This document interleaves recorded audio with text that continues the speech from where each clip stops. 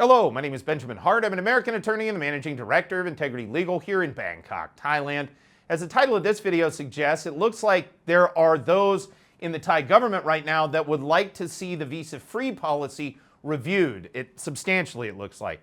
I thought of making this video after reading a recent article from the Bangkok Post, bangkokpost.com. Article is titled, "Visa-Free Rules for Chinese in Question." Quoting directly, "The Senate has called on the government to revise its visa-free policy for Chinese nationals, citing risks of Thailand becoming a hub for criminal activities. Senator Police Lieutenant General Wonchai Ekporn Pichit raised the concern during a recent Senate meeting chaired by Senate Speaker Monkon Surasaja. The senator addressed how the policy, originally intended to boost tourism, has been exploited by criminal groups, highlighting cases of Chinese crime syndicates using Thailand as a base for illegal operations." Okay, one thing to note. I talked about, hey, we'll probably see some tightening up in the first quarter, second quarter of 2025 with regard to immigration. These are the initial rumblings of that. I would view this as kind of a tremor of possible things to come within the immigration system. Bear in mind, depending on who you talk to, high season doesn't really end until arguably February, so I don't think we're going to see anything major in terms of immigration policy for the next forthcoming couple of weeks. That said, that's purely speculation on my part, just based on prior past experience. But that being said, quarter one, yeah, it's not unheard of to see major immigration policy changes such as this one, or this possible one, and we'll be keeping people updated. But long story short, the thing to keep in mind, this is the stuff I was talking about for roughly the last 6 or 8 months.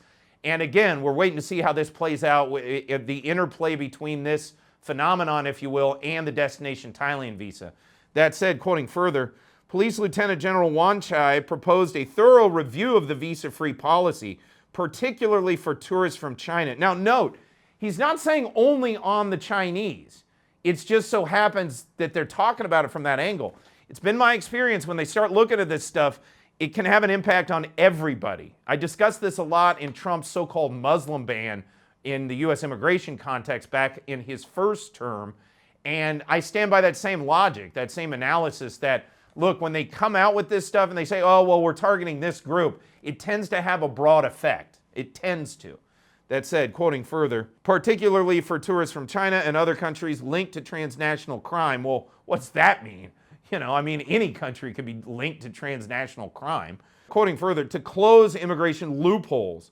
He expressed fears that Thailand's location and policies make it attractive for such activities, especially as nearby countries like China, Myanmar, and Cambodia crack down on organized crime. Police Lieutenant General Wonchai also noted that some travelers exploit natural border crossings to enter the country illegally, bypassing immigration checks.